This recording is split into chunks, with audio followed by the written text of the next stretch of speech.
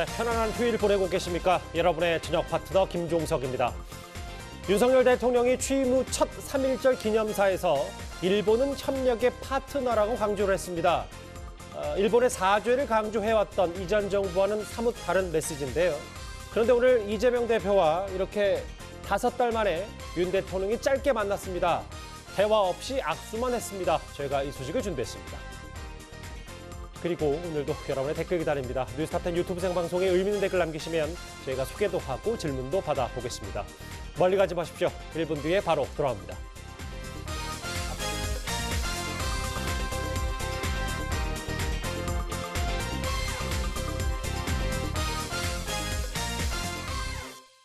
예, 오늘도 뉴스탑10이 자랑하는 뉴스 고수 4분과 함께합니다.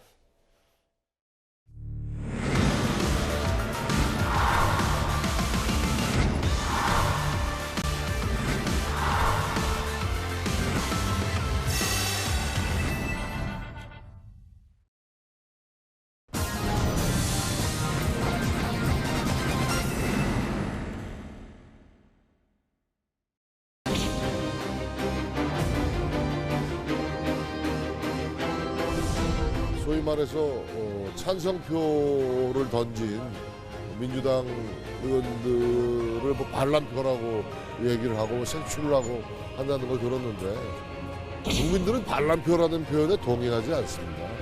정의로운 정의표고 용기 있는 용기표고 상식에 입각한 상식표라고들 다들 생각하세요.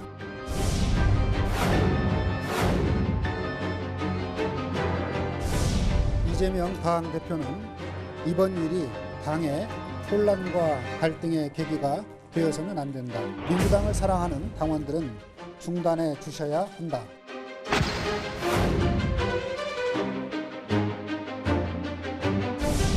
주말께 조직적인 어떤 표를 모으는 그 과정이 있지 않았나. 뒤에서 갑작스럽게 그렇게 가결시키는 어떤 표를 조직적으로 모았다라고 하는 것은 의사결정 과정에도 조금 적절하지 못한 그런 어떤 행동이 있었다고 생각합니다.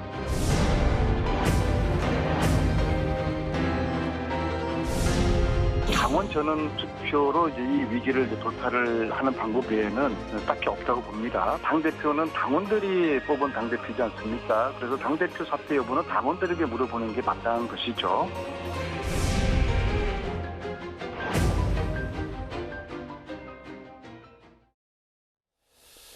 예, 3.1절 뉴스탑10은 바로 여기부터입니다. 2위와 3위입니다. 비명계를 향해서 뭉쳐야 할 때 뒤통수를 이렇게 쳤다. 당을 떠나도 좋다고 말하는 친명계. 그리고 이재명 대표 다음 체포동의안 오기 전까지 사퇴하라. 이런 비명계. 이제 이재명 대표의 사법 위기가 아니라 민주당의 분열 위기로 분위기가 바뀐 듯합니다. 그런데 오늘 친명계 김남국 의원이 이런 주장을 했는데요. 좀 더 자세히 한번 들어보겠습니다. 당 안팎으로 이제 대표님 거취와 관련해서 당에 이제 부담을 주면 안 된다, 직을 내려놓아야 된다는 말도 있고, 당이나 정치 세계에는 생각이 다양한 사람들이 많습니다. 단일한 생각만 한다면 그거는 정상적 사회가 아니죠. 이재명 당대표가 목요일 날 인터뷰하는 그 과정에서 당대표직을 내려놓는 것은 사실 말이 안 되잖아요. 그래서 그러한 어떤 고민을 하지 않고 있다라는 것을 은유적으로 간접적으로 표명을 하니까 아마 그 인터뷰 내용을 확인하고 주말께 조직적인 어떤 표를 모으는 그 과정이 있지 않았나. 굉장히 비민주적이고 정당하지 못한 정치다라고 생각이 됩니다. 어쩌면 생각보다 아주 치밀하고 간절하게 준비된 결과일 것이다. 지도부가 너무 방심했던 것 같아요. 조직적으로 335 그룹별로 그렇게 이제 모의를 했을 거라고 봅니다. 굉장히 좀 저열하고 비급한 정치 행위라고 저는 봅니다. 대략 민주당 의원들, 현역 의원 중에 30명 정도가 부결에는 확실히 안 찍은 건 맞기 때문에 이걸 두고 친명계, 김남국, 안민석 두 의원이 조직적이다, 치밀하다, 335 모의했다 이렇게 얘기를 했어요. 근데 이제 김남국 의원 말대로 지난 주말을 지나면서 사실은 그 비명계라고 하는 의원들 일부 모임이 있었다는 것은 다 확인이 됩니다. 예. 그런데 우리가 이런 거 한번 생각해 보시죠. 그럼 그 사람들이 이재명 대표에 대한 체포동의안에 대해서 반대표를 던지기로 했었는데 그 누군가가 조직을 해서 자 그러지 말고 우리 찬성표로 갑시다 이렇게 얘기해서 그 사람들이 마음을 바꿨다고 지금 김남국 의원이 과연 생각하고 있는지 저는 그렇지 않다고 보거든요. 예. 이 사람들은 어차피 여기서 이재명 대표의 사법적 리스크를 어떤 식으로 정리를 하지 않으면 자칫 잘못하면 내년 총선 때 민주당이 어려워질 수 있겠구나. 저는 어찌 보면 그런 당을 생각하는 마음에서 이 사람들이 3.355 자기네들의 걱정거리를 서로 협의했다고 봐요. 예. 그러니까 원래 그 사람들이 모였다고 해서 그게 조직적으로 뭐 반란표를 모의했다 이렇게 볼 사항이 아니고 오히려 그 사람들이 당을 걱정하는 과정에서 서로 교감을 나눴고 예. 원래대로 본인들이 생각하던 그거대로 그 소신껏 투표를 한 것 아닌가. 그러니까 지금 김남국 의원식의 생각은 마치 뭐 원래 체포동의안에 반대하려고 했다가 찬성으로 돌아섰다 이런 뉘앙스를 풍기는데 그렇기 때문에 색출해야 된다 뭐 이런 느낌도 좀 있어요. 그거는 뭐 저는 전혀 아니라고. 왜냐하면 예. 아무리 지금 민주당 의원들이 뭐 이런저런 뭐 다양한 생각을 가지고 있다고는 하지만 예. 그래도 뭐 누가 설득한다고 해서 본인이 찬성할 걸 반대로 돌리고 뭐 그 반대로 또 뭐 반대할 걸 찬성하고 이렇게 하지는 않습니다. 예. 의원들이 각자 저는 평상시에 가지고 있던 생각 이거를 저는 반영했다고 보는 거죠. 이거를 조직적이고 치밀하게 준비한 이 대표에게 뒤통수 친 거다라는 얘기. 특히 어제 중앙일보 보도에 따르면 이 비명계가 치사하고 졸렬하다. 뒤통수 친 행위는 언젠가 책임지게 될 것이다. 꽤 격앙된 발언까지 한 인터뷰에서 했는데 결국은 이게 이탈표, 반란표가 막 한두 표도 아니고 뭐 대략 30표 가까이 되니까 누가 누군지 다 안다. 그렇기 때문에 조직화돼 있다. 이게 지금 친명계의 생각인 것 같거든요. 뭐 친명계가 그렇게 생각할 수 있을 것으로 보여지고요. 왜냐하면 이번에는 야당 탄압이 강했기 때문에 이번에는 체포동의안을 부결시켜서 야당 탄압에 대해서 단일 대우로 한번 나서자라고 하는 것들이 민주당의 어떤 주류 견해였고 예. 또 그렇게 비주류도 따라가겠다 이런 취지였었는데 막상 까보니까 기권과 무효표가 굉장히 많이 나왔잖아요. 20표 가까이 나왔기 때문에 투표함을 열어보니까. 예. 네, 이런 표들이 예. 결과적으로는 이재명 대표에 대한 체포동의안을 부결시키긴 하지만 향후에는 다른 방향으로 갈 수 있다라고 하는 메시지를 좀 던졌다. 그런 측면에서 뭐 민주당 지지자라든가 친명계 입장에서 보면 굉장히 이제 윤석열 정부에 굴복한 거다. 윤석열 정부의 검찰에 굴복한 거다. 이런 비판이 있는 것이고요. 다만 이재명 대표 입장에서 보면 저는 쓴 보약을 마셨다고 생각하고요.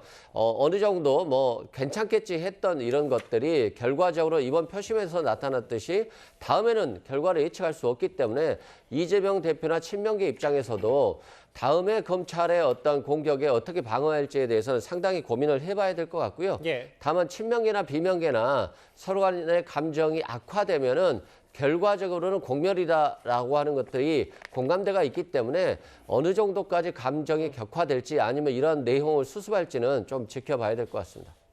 친명계의 김남국 의원은 조직적으로 비명계가 표를 모았다라는 주장 말고도 이런 얘기까지 더했습니다. 이건 사실상 당대표를 끌어내리겠다는 선언이다. 이재명 대표가 공천 보장을 약속했다면 이탈표는 없었을 것이다. 그러니까 이건 체포동의안을 무기로 소신투표가 아니다. 이건 마치 공천 거래다라고 뭐 사실상 좀 폄하하는 듯한 발언도 좀 한 것 같은데 주 의원께서는 어떻게 좀 판단을 하세요? 김남국 의원이 대표적인 철험회 강경파 소속이면서 이재명 대표의 최측근으로 분류가 되는데요. 이런 정치인 입에서 공천권 보장을 위한 뭐 술수다 이런 거 나오는 것이 이게 얼마만큼 구태고 또 수구인지 이런 걸 여실히 보여준다. 저는 그렇게 생각합니다. 예. 어떻게 보면 그 당내 비주류 의원들은 더불어민주당이 더 이상 이렇게 가서는 안 된다. 당 대표의 사법적 리스크, 도덕성의 문제와 관련해서 언제까지 이렇게 흔들려야 되느냐. 이런 판단하에 국민을 대신해서 어떻게 보면은 행동으로 나섰거든요. 그런데 이것을 공천권 보장을 위한 마치 더러운 술수처럼 몰아가는 것, 이거는 정말 답이 없다라는 생각이 들고요. 더불어민주당의 김남국 의원 같은 사람이 선봉에 서는 듯한 모습, 이런 게 굉장히 지금 더불어민주당으로서는 굉장히 뼈아프고 악수가 될 거다 이렇게 생각합니다. 예. 그리고 더불어민주당이 전혀 민주정당답지 않지만 그래도 용어가 민주가 들어가잖아요. 그런데 전혀 지금 어떤 그 의원들의 소신 행동에 대해서 저렇게 폄훼하는 것, 또 대단히 잘못됐다는 생각이 듭니다. 지금이라도 당명부터 바꿔야 됩니다. 공천 노린 권력 다툼 아니냐라고 했고 김영민 의원 뭐 마찬가지로 김남구 의원과 철험의 소속으로 알려져 있는데 정치적 야욕에 눈먼 사람에게 보이지 않을 뿐이다. 뭐 이렇게까지 일단 이 이탈표에 대해서 평가자라고 비판을 했습니다. 그런데 오늘 친명계 안민석 의원은요, 아예 이재명 대표의 사퇴를 당원 투표에 붙이면 어떠냐라고 얘기를 했습니다. 좀 확고한 친명 의원들 말고는 의원들 속내가 참 복잡합니다. 어쨌거나 이 대표 체제 하에서 방탄 프레임에 갇혀가지고 꼼짝달싹 못하고 이 발버둥 칠 수 빠져든 개미지옥 같은 이런 상황. 이번에는 부결을 시키되 대표가 모종의 결단을 해야 되는 거 아니냐. 제가 생각하는 대안은 개개인의 의견보다는 신속하게 중앙위원회를 소집해서 당원 전원 투표로 이제 이 위기를 이제 돌파를 하는 방법 외에는 딱히 없다고 봅니다. 첫 번째로 이재명 당대표 사퇴 요구가 그세지 않겠습니까? 그 다음에 두 번째로는 이후에 또 다른 체포영장 청구가 왔을 경우에 어떻게 대처할 것인가? 당대표 사퇴 여부는 당원들에게 물어보는 게 마땅한 것이죠. 또 친명계 중진인 안민석 의원의 주장은 이렇습니다. 이재명 대표의 거취, 그러니까 물러날지 말지 이거를 당원들에게 물어보면 어떠냐. 그게 마땅하다. 왜냐하면 민주당의 주인은 당원이니까. 이거의 속내를 좀 어떻게 파악하십니까? 뭐 저는 이제 이거 한마디로 이제 이거 꼼수 정치의 전형이다. 꼼수. 왜냐하면 이게 이미 당원들은요, 개딸이나 이제 양아나 이재명계가 이제 거의 장악하고 있는데 거기서 이게 투표해봤자 이게 무슨 의미가 있겠습니까? 옛날에 보면 이게 흔히 보면 독재자들이 친위 쿠데타로 이제 본인이 위기에 처했을 때 국민들한테 신임 투표를 묻겠다 이런 예가 많았는데 예. 저는 이제 이재명 대표가 상당히 위기니까 아마 이제 당원 투표 꼼수로 돌파해보자 이런 이제 의도로 보이고요.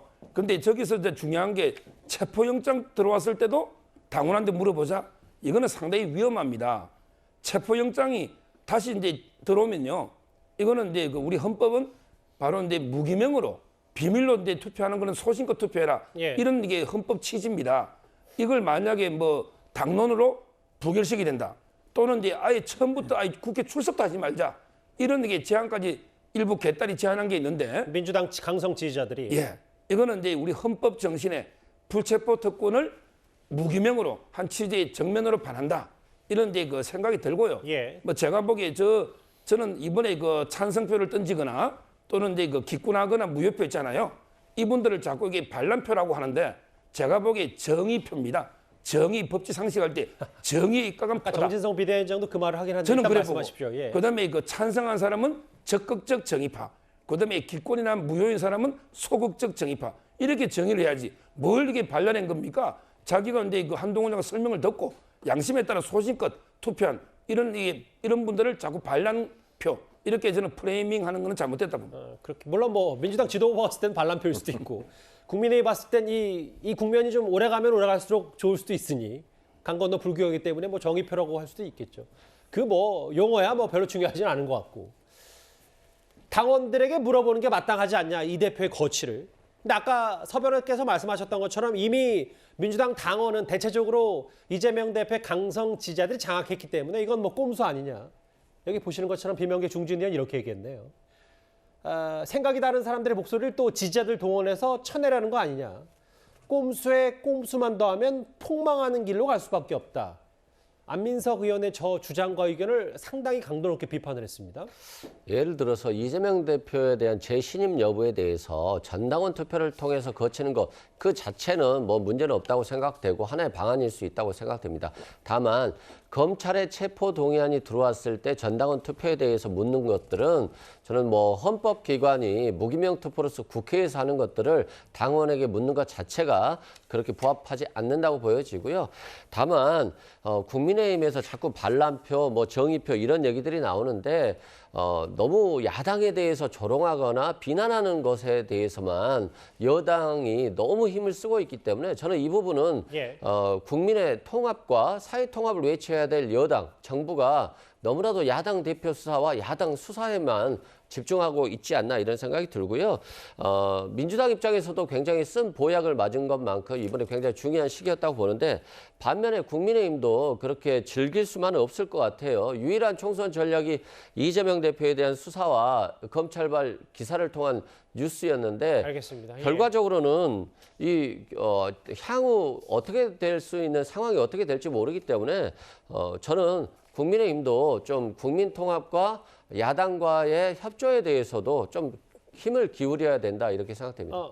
잠깐만, 제 질문에 답이 100% 된 것 같지 않아서. 그러니까 이 변호사께서 개인적으로 봤을 때 안민석 의원의 저 주장, 이재명 대표 거취를 당원에게 묻자, 이거에 대해서는 좀 부적절하다고 생각하세요? 그러니까 거취만 두고 보면 예. 뭐 재심 투표로 살 수는 있다고 생각돼요. 근데 만약에 체포동의안이 들어왔을 때 이걸 갖다가 전당원 투표를 통해서 당론으로 결정한다. 이건 저는 적절하지 않다고 봅니다. 예. 네, 체포동의안 문제는 국회에서 표결이 이루어지는 거잖아요. 그러니까 안민석 의원 같은 경우는 한마디로 꼼수라고 정리할 수밖에 없습니다. 이번에 찬성하는 표가 너무나 많이 나왔기 때문에 국회의원들을 믿지 못하겠다는 거죠. 그러니까 의원총회가 아니라 전당원 투표제 하자. 이런 꼼수를 들고 나온 겁니다. 그리고 과거에 김대중 전 대통령의 가장 유명한 오력 중에 하나가 행동하지 않는 양심은 악의 편입니다예요. 예. DJ를 어떻게 보면 정당의 시조라고 생각하는 또 주장해온 저런 정당에서 양심에 따라 행동하는 것을 비판한다? 알겠습니다. 이거는 과거의 김대중 민주당과는 전혀 다른 별개의 정당이라는 것만 보여준다. 저는 이렇게 정리합니다. 일단 표면적으로는 이제 의원들도 꽤 친명계 비명계 나눠서 이런 분당에 가까운 정도의 수준까지 지금 공방이 이어지고 있거든요. 그런데 이재명 대표 기억하시겠지만 체포동의안 표결 전에는 이른바 비명계를 뜻하는 수박 사용, 수박이라는 말을 좀 사용하지 말아달라, 자제를 요청했었습니다. 그런데 이번에는 어제 오늘 있었던 이른바 이탈표 색출 움직임에 대해서는 대변인을 통해서 애둘러 자제를 요청했습니다. 어제 수박이라고 문자 보낸 사람이 있어요? 근데 왜 수박 소리 들은 거예요 도대체? 누군가를 왕따시키려고 끊임없이 노력하면 지가 마지막에 왕따 돼 있다니까요. 이재명 당대표는 이번 일이 당의 혼란과 갈등의 계기가 되어서는 안 된다. 특히 의원들 개인의 표결 결과를 예단해서 명단을 만들어 공격하는 등의 행위는 당의 단합에 도움이 되지 않는다. 당직자들은 이 부분을 유념하고 의원 및 당원들과 소통을 강화하여 해소해 주기 바란다. 이렇게 강조했습니다. 근데 체포동의안 직후에는 좀 이 대표가 전면에 등장하지 않고 네. 그 이른바 개딸들, 강성 지지자들의 목소리를 좀 워워시키는 것도 좀 적극적이지 않은 거 아니냐, 뭐 비판도 뭐 당내에서 있는 것 같은데, 알려지기로는 이렇게 낙선 운동 혹은 뭐 반란군 살생무까지 돌리는 이른바 개딸들이 민주당 당원 게시판에 이낙연 전 대표 영구 제명 청원까지 올렸는데 이게 좀 파장이 만만치가 않은 것 같습니다. 그럼 뭐 잘 아시다시피 사실은 개딸들이라고 하는 사람들이 뭐 한두 사람이 아니잖아요. 굉장히 숫자가 많고 집단으로 움직이고, 그리고 이재명 대표를 정말 강력하게 지지하는 군단이란 말이에요. 일종의 팬덤인데, 이 사람들에 대한 이재명 대표의 그 어떤 통제 뭐 이런 것도 이미 저는 그 범위를 좀 벗어난 것이 아닌가 싶어요. 이제 통제하기 어려운 상황에 들어가는 것 아니냐. 원래 팬덤 현상이 좀 그런 속성이 있습니다. 그렇게 보면 물론 이재명 대표가 진심에서 우러나서 개딸들이 자제를 촉구하는 것인지 아닌지 하는 부분에 관한 해석도 좀 달라질 수가 있고요.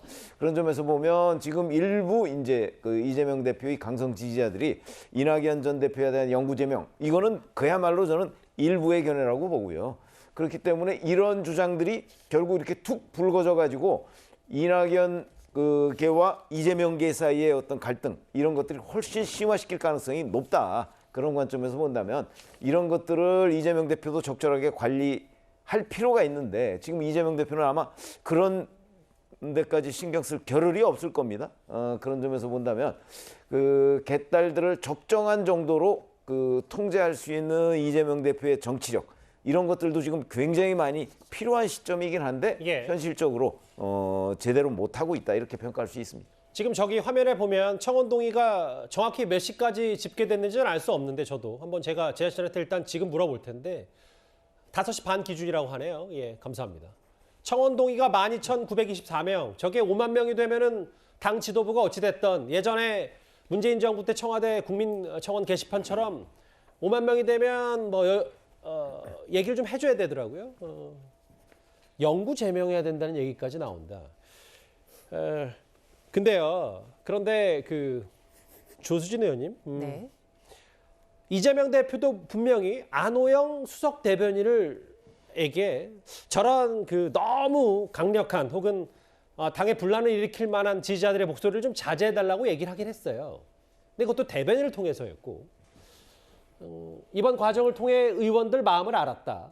다시 한번 심기일전하겠다. 이 정도의 그 공식 멘트 이후에는 당원들과의 소통 혹은 직접적으로 당원들에게 주는 메시지가 없는 것 같아서 뭔가 좀 뒷짐지고 있는 거 아니냐는 비판도 좀 동시에 나오는 것 같습니다. 어떻게 판단하세요? 그러니까 안호영 수석 대변인과 어떻게 보면은 짜고 치는 쇼 아니겠습니까?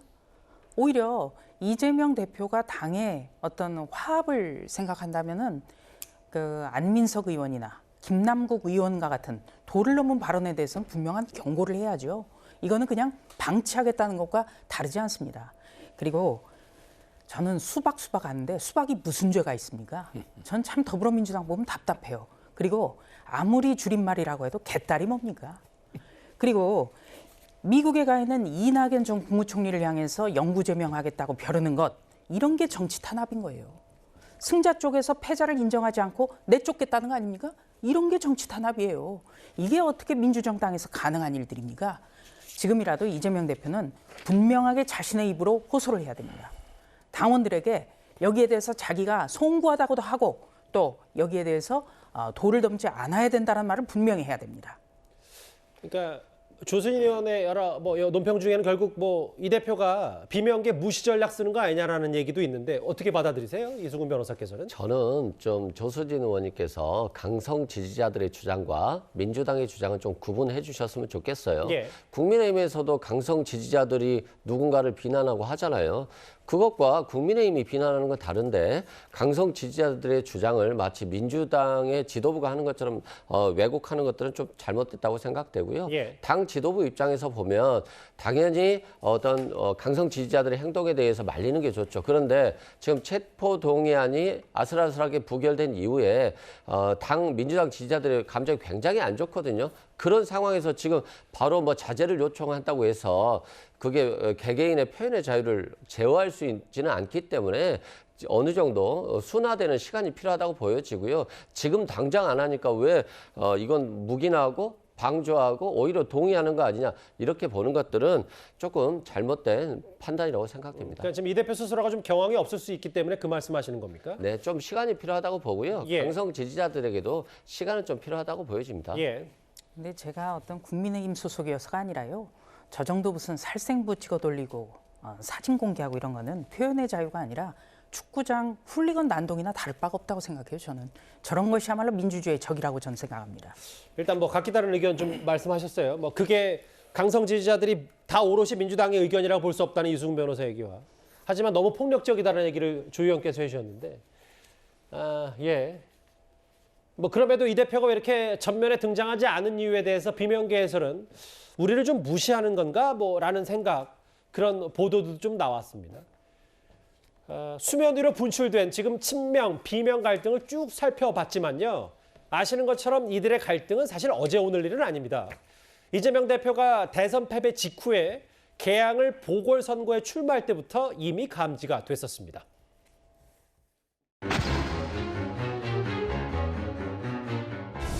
당이 처한 어려움과 지금 이 위태로운 지방선거 상황을 도저히 외면할 수 없었습니다. 정면 돌파를 선택했습니다.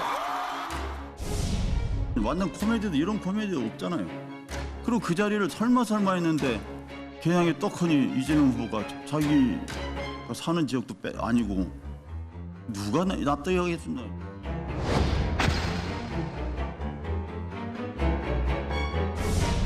대통령 선거를 졌잖아요. 네네. 지지했던 숱하게 많은 사람들이 뉴스도 못 보고 말하자면 이게 널브러져 있는데 혼자 산 거죠. 정신 차리고 주식 거래를 한다면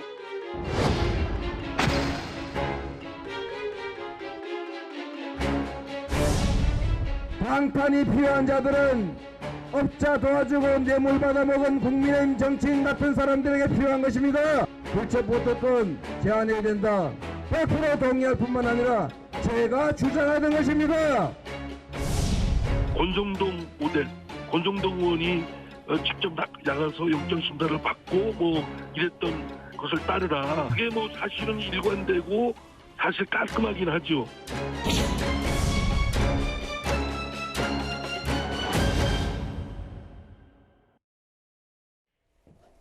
저희가 거의 1년 가까이 있었던 친명 비명 갈등 화면 분기점들을 모아봤어요. 첫 번째가 개항을 출마, 보궐선거 이재명 대표 출마 명분없지 않냐. 당시 비명계 저렇게 얘기했었고 바로 또 당대표에 출마하기도 했으니까 그것도 좀 문제였다. 혹은 대선 직후에 바로 주식 투자한 걸 아니 비명 친명이든 다 힘 모아서 본인 당선을 위해서 뛰었는데 어떻게 주식 살 생각을 했냐라는 얘기도 아까 전재수 의원이 했었고 또 불체포 특권 포기를 뒤집은 부분도 화면으로 좀 봤는데 체포안이 다음에 또 오면 이탈표는 100표가 넘어설 것이다. 비명계에서는 이제 꽤 이젠 숨지 않겠다 뭐 이런 분위기 퇴진론에 대해서 좀 더 목소리를 싣는 것 같습니다. 옛날에 이제 그 대선의 패장들요 옛날의 행보를 보면 뭐 DJ나 YS나 유해창 총재나 대부분 이게 뭐 유학을 간다든지 또는 이제 자숙하면서 반성을 한다든지 이런 데 태도인데 저는 이재명 대표는 이게 이런 모습은 처음 봅니다. 대선 패배하자마자 주식 투자를 하고 그리고 이제 전혀 연고 없는 개항에 방탄 출마를 하고 그리고 이제 당대표에 또 반성 없이 방탄 출마를 하고 그리고 이제 그 당헌을 고치고 이런 식으로 이게 방탄을 여러분에게 거듭하는 이런 모습을 제가 처음 봤고요. 저는 이번 기회에 확실하게 사퇴해야 된다고 보는 게 본인이 고친 당헌이 있잖아요. 당헌에도 이게 제가 두 가지만 말씀드리면 이게 만약에 재판으로 가면 이 당헌은 무효입니다. 우리가 당헌도 이게 법이에요. 법이라는 것은 가장 중요한 게 명확성입니다. 이 말은 이게 일반인이 보도 이게 어떤 의미인지를 구체적으로 이해할 수 있을 정도로 명확해야 돼요. 그런데 뭐 정치 탄압일 때는 예외다. 이게 무슨 당헌입니까? 예를 들어 행실이 불량하면 처벌한다. 이게 법입니까? 행실이 불량한지 아닌지 어떻게 알아요? 그럼 이게 정치 탄압인지 아닌지 어떻게 알아요? 이렇게 불명확한 거는 저는 무효고 자 100번 양보해서 이게 당헌이 유효하다 하더라도 한동훈 장관이 설명했잖아요. 이게 민주당 대표 이재명의 범죄가 아니고 알겠습니다. 성남시장일 때 토착 비리 아니냐. 이걸 왜 정치 탄압이라고 합니까? 그러니까 비명계 입장에서는 왜 개인 비리 혐의 의혹을 당으로 끌고 왔냐. 이게 핵심인 거지 뭐 조직화됐거나 뭐 이런 얘기. 그러니까 공천을 노리고 이렇게 한 게 아니다. 뭐 이런 말씀이십니까? 그렇습니다. 따라서 저는 이게 당헌 80조는 일단 이게 명확성의 원칙에 반해서 무효고 그게 인정되더라도 저는 정치 탄압이 아니다. 따라서 이게 그 기소와 동시에 대표직에 물러나야 된다. 당헌 따라 이렇게 보는 거죠. 서정욱 변호사께서 당헌 얘기를 지금 언급해 주셨기 때문에 실제로 지금 앞으로 첫 번째로 마주치게 될 그러니까 친명, 비명, 이재명 대표와 가까운 사람들과 그렇지 않은 사람들이 여기서 충돌할 가능성이 큽니다. 민주당 당헌에 따르면 들으신 것처럼 부정부패로 기소가 되면 당직자 직무가 정지됩니다. 그런데 정치 탄압일 경우는 좀 예외로 해놨는데요. 바로 이 부분입니다. 불체포 아니죠. 그러니까 체포동의안 표결 전에 지금은 이 검찰의 정치 탄압이기 때문에 당헌 80조는 해당되지 않는다. 근데 지금 표결 결과가 저렇게 이재명 대표에게 상처뿐인 부결로 나왔기 때문에 비명계에서도 이 당헌 지켜라라고 목소리 커질 수밖에 없는 거 아니겠어요? 아니 그러니까 비명계는 사실은 저 당헌 80조 3항뿐만 아니고 80조 1항에 봐도 사실은 사무총장이 저거를 문제를 제기할 수 있어요. 그렇게 돼 있지 않습니까? 윤리심판원에 문제 제기할 수 있도록 돼 있거든요. 그러니까 꼭 사망이 없더라도 저는 80조 1항만 가지고서도 사무총장이 어떻게 하느냐에 따라서 그 기소된 당직자의 직무를 정지할 수 있다고 봅니다. 그런데 문제는 80조 1항에도 정지한다가 아니고요. 정지할 수 있다로 되어 있습니다. 할 수 있다로 되어 있기 때문에 잘 아시다시피 이재명 대표가 임명한 사람이 지금 민주당 사무총장입니다. 자, 조정식 사무총장이 본인을 임명한 이재명 대표의 직무를 정지할 수 있을까요? 할 수 없다고 보는 게 상식이죠. 그렇게 본다면 꼭 사망을 들먹이지 않더라도 저는 1항만 놓고서도 어차피 이재명 대표가 검찰이 기소를 하더라도 그 문제 때문에 당직이 정지될 가능성 저는 없다고 봅니다. 그리고 당헌이라는 것은 늘 아시지만 당대표가 영향력을 100% 끼칠 수 있어요. 입김이 들어갈 수밖에 그럼요. 없다. 예.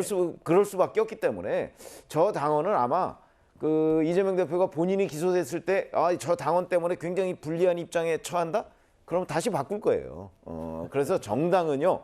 그 당대표가 할 수 있는 영역이 워낙 권한이 크기 때문에 예. 저는 당원 80조 논란은 물론 비명계에서 굉장히 많이 요구를 하겠죠. 그러니까 왜냐하면 당원이 있긴 있으니까. 예. 요구한다고 해서 이재명 대표가 받아들일 가능성 없다고 보고 또 안 받아들여도 아마 크게 문제될 소지는 없다 이렇게 봅니다. 예. 네, 더불어민주당 당헌 80조 사망이 고쳐질 때, 수정될 때 이때도 굉장히 이재명을 위한 셀프 구제다 이런 논란이 컸거든요. 그런데 지금 더불어민주당 측 주장도 참 말이 안 돼요. 자, 대장동 부패 게이트 등 이런 이재명 대표를 둘러싼 모든 의혹, 검찰 수사는 이재명 대표가 성남시장 때 경기지사 때 일이에요. 개인 비리예요. 더불어민주당 대표하고는 아무런 관련 없는 개인 비리입니다. 그리고 검찰 수사는 문재인 정부 때 시작이 됐죠.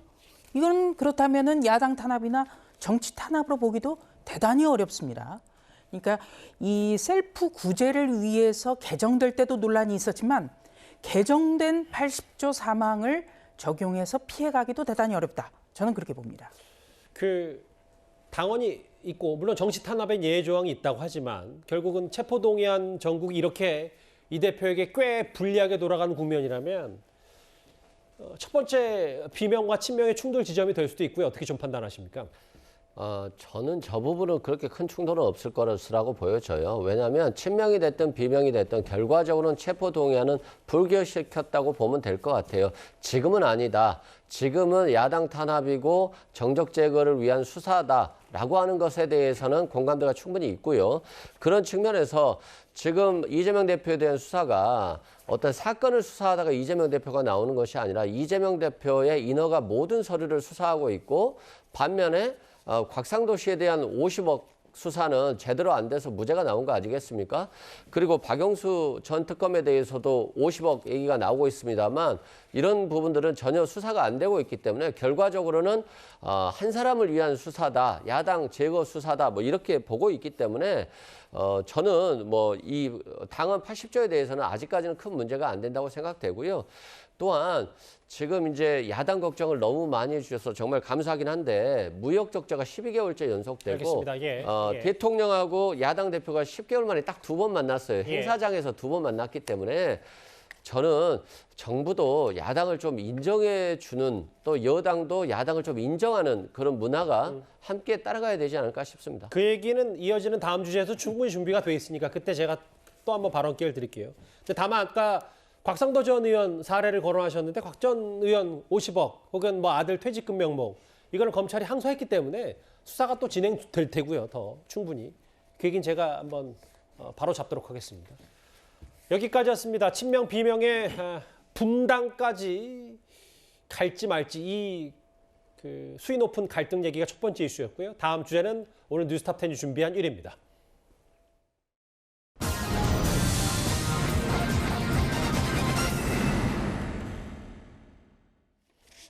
예, 윤 대통령과 이재명 대표 대화 없이 악수만 했다. 상징하는 바가 좀 클 겁니다. 윤석열 대통령이 취임 후 첫 3.1절 기념사를 내놨습니다. 사실 그것 못지않게 관심을 끌었던 게 바로 이 부분. 5달 만에 만난 윤 대통령과 이 대표인데요. 사실 검찰 수사가 본격적으로 시작된 이후 두 사람이 만난 건 이번이 처음입니다. 저는 윤석열 정권과 이 여당을 보면 이분들이 대체 하고 싶어 하는 일이 뭔지가 궁금할 때가 많습니다. 어떻게 하면 권력을 더 강화할까? 어떻게 하면 권력을 더 남용해서 사적 이익을 취하고 자기 집단의 이익을 취할까에 골몰하는 것 같습니다. 이제 앞으로 윤석열 정권이 하고 싶은 일은 아마도 이런 걸 겁니다. 영장 심사가 끝난 후에 구치소에 갇혀서 대기하고 있는 모습 또는 수갑을 찬 이재명의 모습을 보여주고 싶겠지요.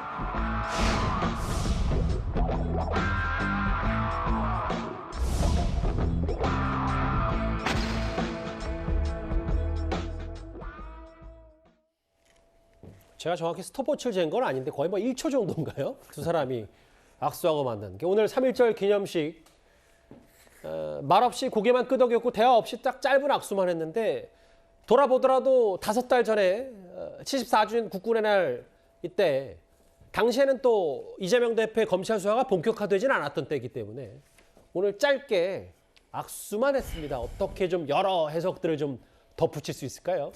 그렇죠.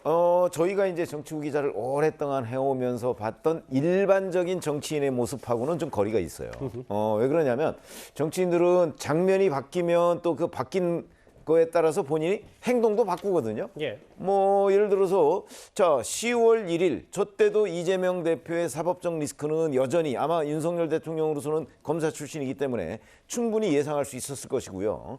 그리고 오늘 3.1절 기념식에서 만나도 이재명 대표가 지금 현재 가지고 있는 지위는 제1야당의 대표라는 지위와 함께 그다음에 여러 가지 뭐 범죄 혐의에 연루된 피의자라는 지위 이 두 가지가 지금 함께 있잖아요. 그렇죠. 그러면 오늘 만나서 악수하는 거는 제1야당 대표로서의 지위, 그 지위에 따라서 윤석열 대통령이 저는 악수했다고 보거든요. 예. 그러면 그 지위에 걸맞게 보통의 정치인이라면 저기서 뭐 얘기를 할 수가 있을 거예요. 뭐 요즘에 뭐 다른 일로 좀 고생이 많다든가 뭐 이런 여러 가지 얘기를 할 수가 있죠. 뭐 덕담을 한다든가 뭐 이런저런 보통 그렇게 할 수 있는데 예. 윤석열 대통령은 그렇게 하지 않아요. 예. 그러면은 아직 그런 점에서는 어떤 정치적인 테크닉이라고 우리가 흔히 얘기하는 거 그런 데에 좀 익숙하지 않은 측면이 있다. 그러니까 혹자가 얘기하는 여의도 문법과는 조금 거리가 있는. 조금 거리가 있는 거죠.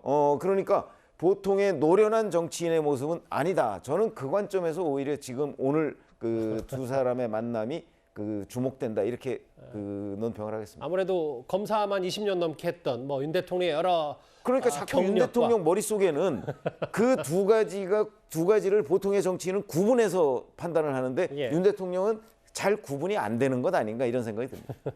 그 얘기 또 이따가 또 나눠보긴 할 테지만 일단 오늘 3.1절이었습니다. 오늘 윤 대통령은 일본을 향해서 협력의 파트너라고 말했는데요. 과거 특히 문재인 정부와는 사뭇 다른 메시지입니다. 한번 들어보겠습니다. 일본은 과거 군국주의 침략자에서 우리와 보편적 가치를 공유하고 안보와 경제 그리고 글로벌 아젠다에서 협력하는 파트너가 되었습니다. 세계사의 변화에 제대로 준비하지 못해 국권을 상실하고 고통받았던 우리의 과거를 되돌아보아야 합니다.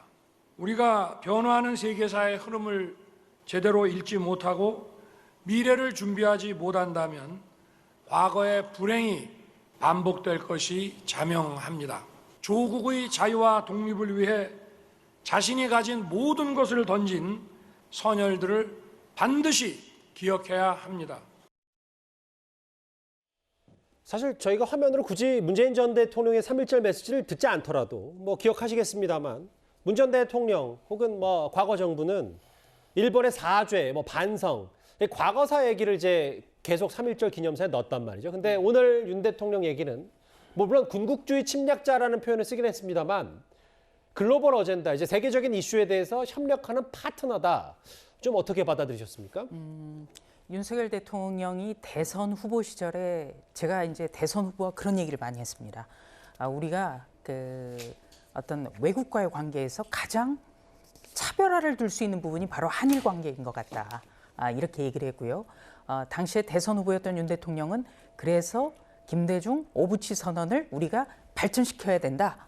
이런 얘기도 했습니다. 예. 우선 오늘 대통령의 언급은 지금은 복합 위기, 북핵 위협 등의 안보 위기가 크기 때문에 한미일 3국 간의 협력이 대단히 중요하다. 이런 현실을 직시해야 된다는 거고요. 또 자유 등 보편적 가치에 맞게끔 우리가 이웃국과의 협력을 강조해야 된다. 이것으로 지금 귀결될 수가 있습니다. 다시 말해서 과거는 기억하고 있지 않되 현실에 발을 붙이고 미래를 내다봐야 된다. 이런 부분이 철학이 잘 반영된 것이라고 생각합니다. 반면 이재명 대표 오늘 두 사람 악수만 했잖아요. 대화 없이. 본인 관련 여러 사법 리스크, 수사 위기와는 별개로 윤석열 정부의 대일 정책에 대해서 날을 세웠습니다. 무려 36년간 이 한반도를 무력으로 강점했던 것이 바로 일본이라는 사실을, 그들이 이 한반도에서 엄청난 수탈과 인권 침해를 자행했다는 사실을 잊고 있습니다. 피해자를 보호해야 될 정부가 나서서 돈 필요해, 얼마면 돼, 내가 대신 줄게, 이런 자세를 취하고 있습니다. 여러분, 마치 돈이 없어서 싸우는 것처럼 사람을 처참하게 모욕하는 것이 바로 이 정부입니다. 옳은 태도입니까, 여러분?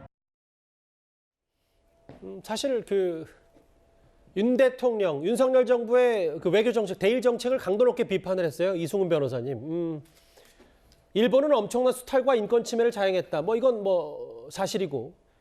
그런데 정부가 강제징용 피해자를 걸림돌 취급했다. 근데 사실 이게 글쎄요. 계속 이 대표 수사와도 뗄래야 뗄 수가 없는 부분이잖아요. 왜냐하면 이 대표가 처한 상황이 난처하기 때문에. 그래서 이런 메시지도로 봐야 되겠지만 이 대표가 이런 반일 대일 메시지로 윤 대통령 정책을 비판함으로써 뭔가 민주당 지지자들을 좀 결집시키는 거 아니냐 이런 측면의 해석도 있는데 어떻게 좀 생각을 하십니까? 저는 3.1절이다 보니까 그 독립운동의 정신과 관련해서 이런 얘기를 했을 것으로 보여지고요. 과거에 강제징용 피해자들이 많이 있었고 예. 그분들이 일본을 상대로 손해배상 청구 소송을 해서 승소 판결이 확정됐습니다만 배상이 못 되고 있는 현실에 대해서 직시해야 된다 이런 주장을 한 것으로 보여지고요. 사실상 일본과 대화의 파트너로서 외교적인 관계를 나아가는 것 이것 자체는 나쁜 게 아니라고 보여지고요. 다만 그렇다 할지라도 아까 말했던 김대중 오부치 선언도 결국에는 일본의 어떤 사과 위에서 전제 위에서 헤어진 선언이거든요. 그런 측면에서 지금까지도 위안부 문제라든가 강제징용에 대해서 사과가 없는 상태에서 그냥 한국 재단을 통해서 돈으로 해결하라. 라고 이제 일본이 접근하고 있기 때문에 이 부분에 대해서는 사과를 받아들이려면 사과가 전제돼야 된다는 측면에서 한일 관계 개선에 있어서도 이 부분은 윤석열 정부가 꼭 해결해야 될 숙제다라고 말씀드립니다. 오늘 3.1절 기념식 아주 짧은 만남 저 장면입니다. 5달 만이고 이재명 대표의 수사가 본격화된 이후에는 처음 두 사람이 마주한 건데요. 사실 윤석열 대통령과 이재명 대표 대선 후보 당시에도 대장동 의혹을 두고는 크게 맞붙었었습니다. 그 화면을 오랜만에 저희가 준비했습니다. 제가 안 보여드리려다가 이거 한번 꼭 보여드려야 되겠어요. 윤석열은 영장 들어오면 죽어. 윤석열은 원래 죄가 많은 사람이야. 제가 듣기로는 그 녹취록 끝부분을 가면 이재명 게이트란 말을 김만배가 한다고 그러는데 제가 성남시장을 했습니까? 경기지사를 했습니까? 마치 이완용이 안중근에게 그 나라 팔아먹은 사람이라고 하는 얘기랑 똑같은 거지. 저는 윤석열 게이트다 이게. 윤석열이 몸통이다 이렇게 생각합니다. 대통령이 당선돼도 책임지자. 동의하십니까? 이거 보세요. 동의하십니까? 지금까지 동의하십니까? 다수당으로서 수사도 다 동의하십니까? 실패하고 지금 대통령 선거가 국민학교 애들 반장 선거입니까? 그래서 특검하자니까요. 당시에 대장동으로도 토론 맞붙었던 기억 한번 오랜만에 저 화면도 준비를 했는데 아까 이승훈 변호사께서 아무리 제1야당 대표가 검찰 수사를 받고 있어도 정치적으로 영수회담 혹은 만나긴 대통령이 만나야 되는 거 아니냐는 얘기를 하셨어요. 근데 실제로 윤 대통령에서도 영수회담 제안하고 있는데 대통령실에서는 아직 검토한 바 없다 이렇게 얘기를 하고 있는데 좀 어떻게 해석할까요? 저는 이제 야당과 협치는 필요하죠. 예. 그렇지만 이제 지금 이재명 대표의 영수회담은요 상당히 저는 부적절하다.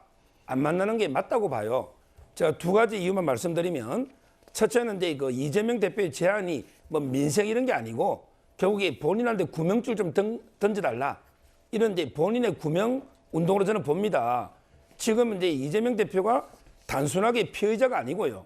지금 선거법으로 재판을 받은 피고인입니다. 재판에 넘기면 피의자가 피고인이 되긴 합니다. 예. 되죠.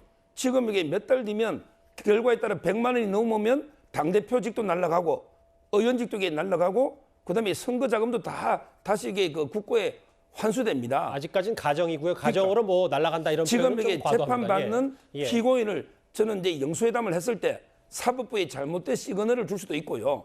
그리고 이제 피의자도 구속영장이 지금 국회에서 왔다 갔다 하고 있잖아요. 이런 상태에서 영수회담을 하면 또 이게 정치적으로 다른 게 검찰이나 해석을 할 수도 있기 때문에 저는 상당히 부적절하다. 첫째, 이걸 말씀드리고 그다음에 두 번째, 지금 이게 이재명 대표가 한 번이라도 이게 대선에 승복한 적이 있습니까? 저는 지금도 이게 대선에 불복하고 있다 봐요. 어떤 면에서 그렇습니까? 본인이 보십시오. 예를 들어 이게 대통령 탄핵하자 이런 게 촛불 집회 자당이 국회의원들이 나가는데도 아무런 징계나 경고나 이런 게 없잖아요. 지금 촛불 집회나 그런 것도 저는 문제가 있고요.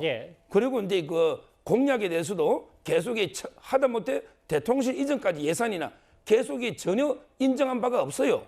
그리고 또 이게 지금도 계속 김건희 여사 뭐 말도 안 되게 특검을 하자 이런 얘기 계속 주장을 하고 있지 않습니까? 그리고 국회에서는 모든 걸 법을 숫자만 가지고 일방적으로 단독 처리하고 있잖아요. 이게 대선 승복입니까? 알겠습니다. 최소한 이게 저는 대선에 패배하면 어느 정도는 허니문 기간도 있는데 최소한에 좀 협조는 1, 2년 해주고 뭐 하는데 이렇게 대선 불복하고 있는데 어떻게 영수회담을 해서 어떻게 합니까? 저는 따라서는 이재명 대표는 본인 재판을 이렇게 좀 결과를 지켜보고 저는 이게 지도부가 바뀌면 그때는 협조를 나가야 된다 이렇게 봅니다. 개인적인 주장이니까 제가 존중을 하되 다만 그 말도 안 되는 김건희 여사 특검을 주장한다. 민주당에서는 법원에서 최근에 법원 판결 중에 김건희 여사 관련된 얘기가 있기 때문에 특검까지 가야 된다는 주장, 근거가 아예 없지 않다는 게 민주당 얘기고, 윤 대통령 퇴진 집회 왜 현역 의원들이 가냐? 그럼 이재명 대표가 자제하지 않느냐? 이 부분에 대해선 그래서 대선 불복 아니냐라고 하셨는데 그 중간중간 몇 번 건너뛴 느낌도 있으니까요. 개인적인 논평이니까 제가 거기 수준만 받아들이겠습니다. 제 말이 좀 길었는데 일단 그렇게 정리를 하시는 걸로 하겠습니다.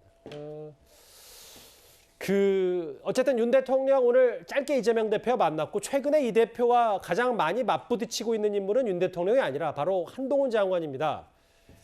이 대표가 자신의 체포동의안이 부결된 이후에 검찰의 영장 청구가 매우 부당하다 이렇게 말했는데 한동훈 장관의 답변이 있었습니다. 한번 듣고 오겠습니다.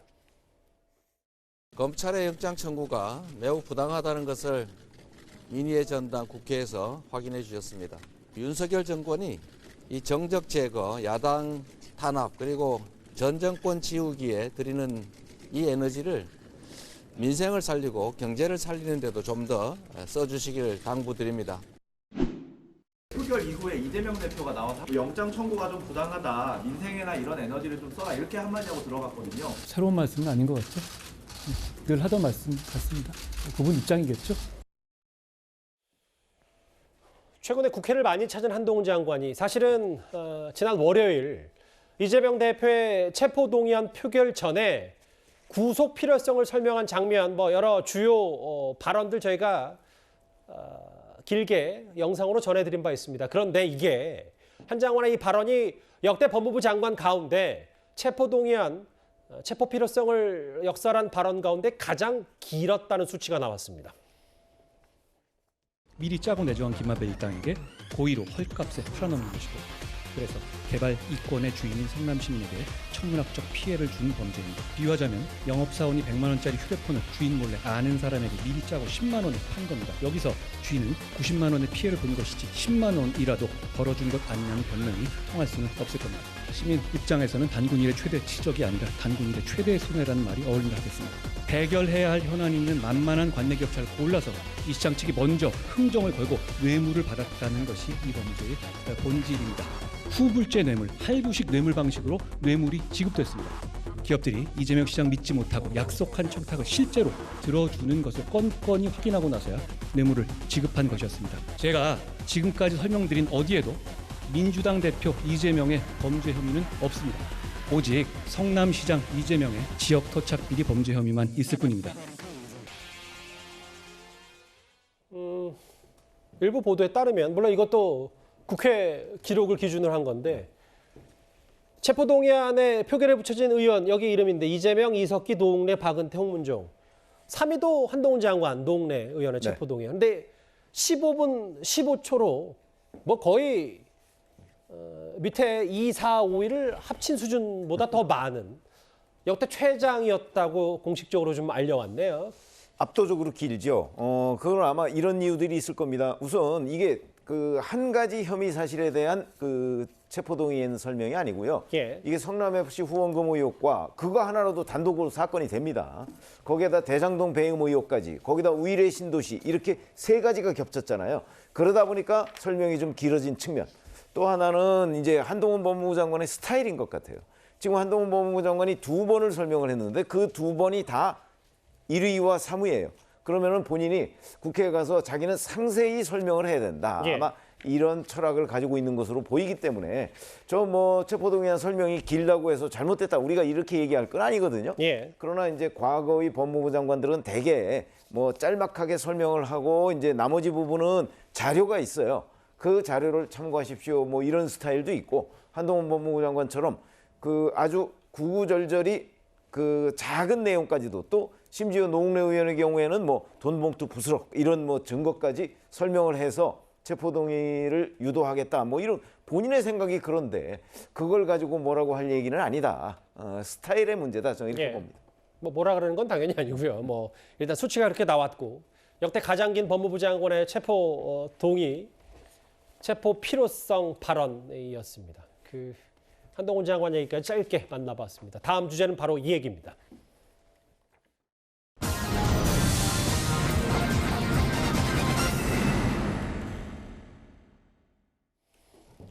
유 전 본부장의 주장은 잠시 뒤에 바로 만나보기로 하고 사실 정진상 전 실장 측이 유 전 본부장의 유튜브 방송 이거를 항의하면서 자제시켜달라고 공식적으로 재판부에 요구를 했는데 재판부가 이걸 정 전 실장 손을 들어주지 않았습니다.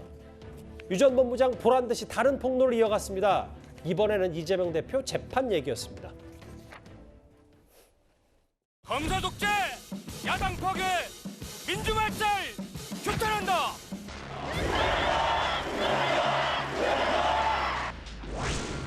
윤석열 검사 독재 정권의 폭거이자 대한민국의 민주화 법치에 대한 사망 선고입니다. 윤석열 검사 독재 정권에 경고합니다. 그깟 5년 정권 뭐 그리 대수라고 이렇게 겁이 없습니까?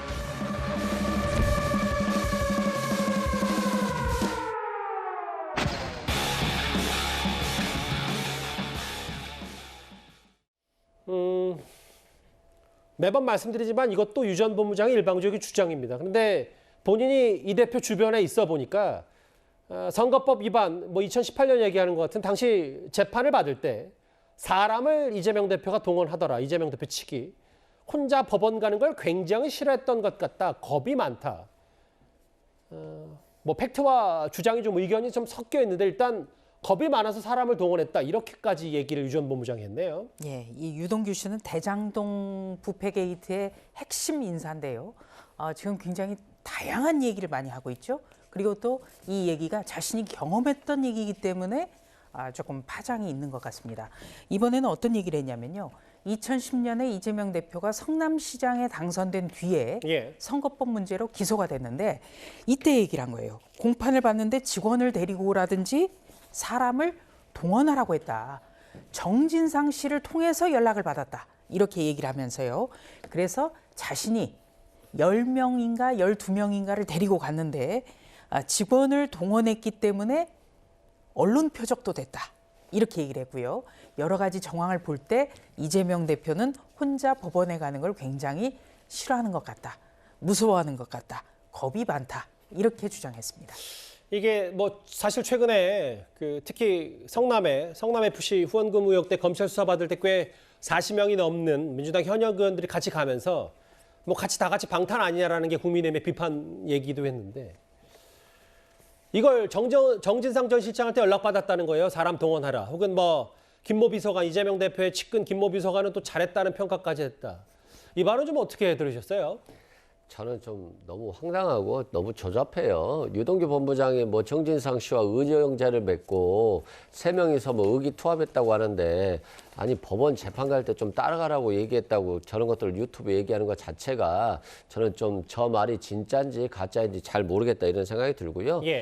법정에서 굉장히 죄송하다고 자백하고 있고 국민들이 대장동 사건을 일단 굉장히 혼란과 피로감을 겪었잖아요.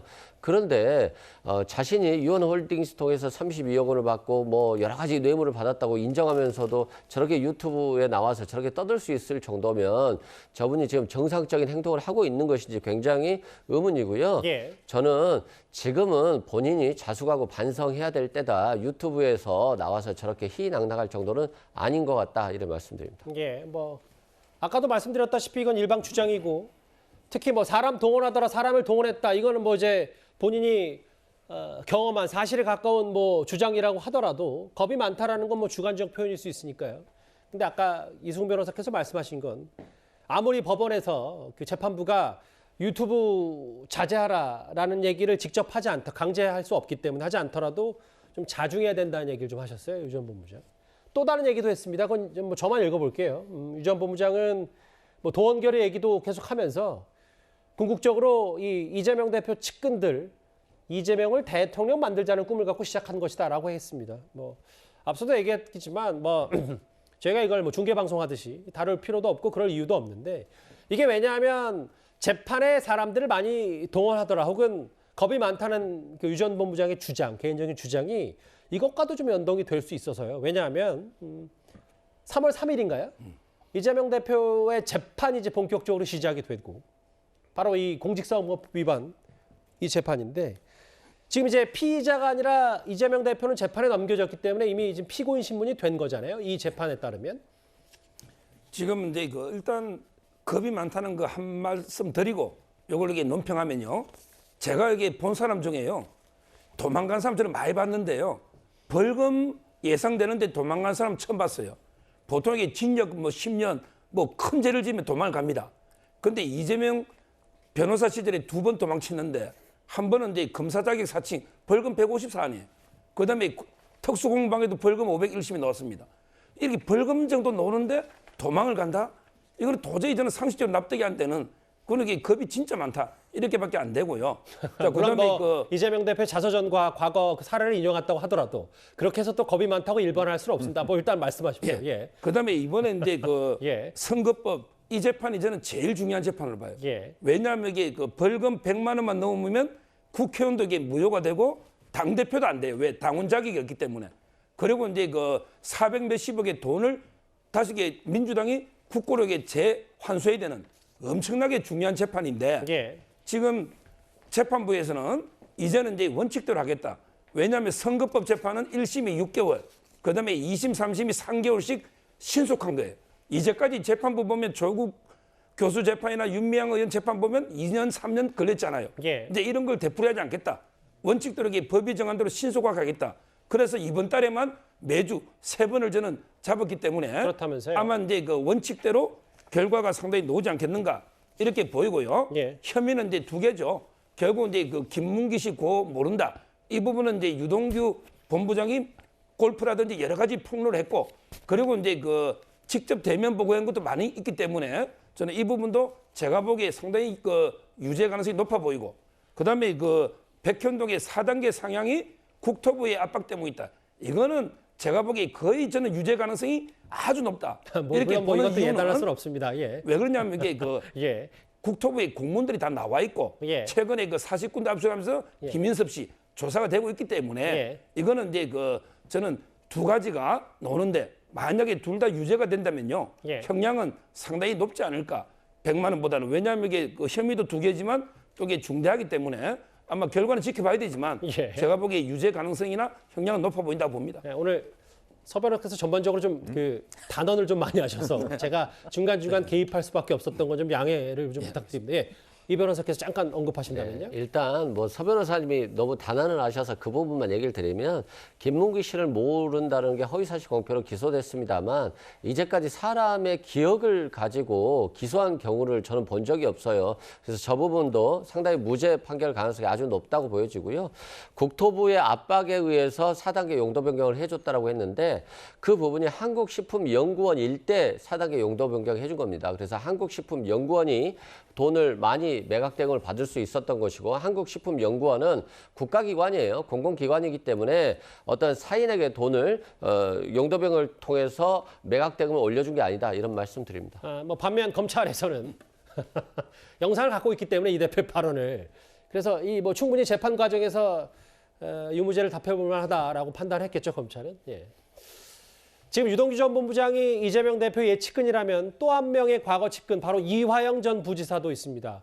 이 전 부지사 재판도 지금 진행 중인데요. 그런데 이화영 전 부지사가 2018년 지방선거 당시에 쌍방울 측으로부터 법인 차량과 운전기사를 제공받았다는 증언도 새롭게 나왔습니다. 물론 이 부분에 대해서 이화영 전 부지사는 뭐 본인 관련된 혐의는 전면 부인하고 있습니다만 네. 증언이 나왔어요. 당시 이재명 대표 캠프에 있을 때 법인 차량과 운전기사를 제공받았다. 근데 이 부분이 좀 앞으로 큰 이 쌍방울과 대북송금 의혹의 흐름으로 좀 어떻게 저희가 받아들이면 될까요? 쌍방울 대북송금 의혹과 직접적으로 연관이 있는 건 아니죠. 다만 이제 이화영 전 평화부지사가 쌍방울 측과 이런 것까지 서로 이렇게 주고받을 정도로 굉장히 밀접하게 이제 공직 생활을 했다. 뭐 법인카드도 지원받고 그다음에 심지어 2018년 지방선거 당시에는 운전기사 차량 다 제공받고 그러면 결국 쌍방울과 뭐 관계가 별로 없는 것처럼 지금까지 이화영 전 부지사가 검찰에서 얘기를 했는데 예. 그 부분이 전면적으로 부정되는 거 아니겠습니까?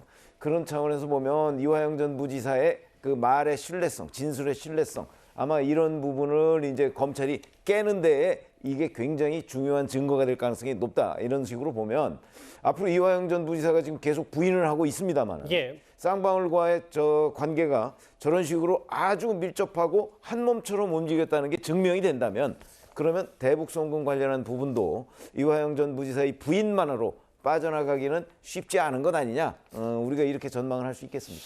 이재명 대표의 과거 측근들 얘기, 유동규 전 본부장과 이화영 전 부지사 얘기를 묶어서 이번 주제에서 만나봤습니다. 다음 주제는 여전히 논란이 식지 않고 있는 바로 이 얘기입니다.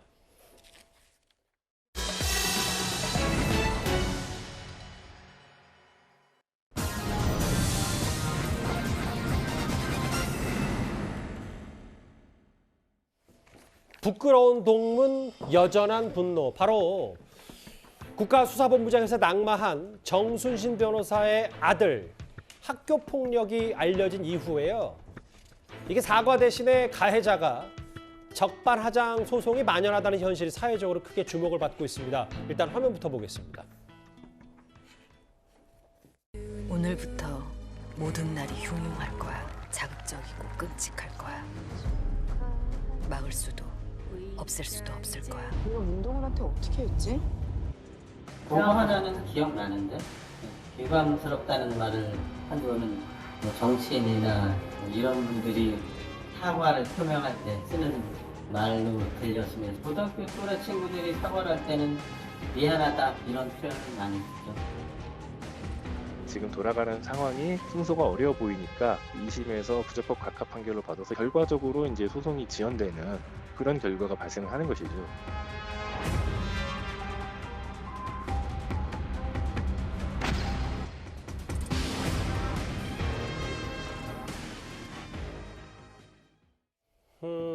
이번 정순신 변호사 사태로 꽤 많이 사회적으로 주목이 받는 부분이 이 부분입니다.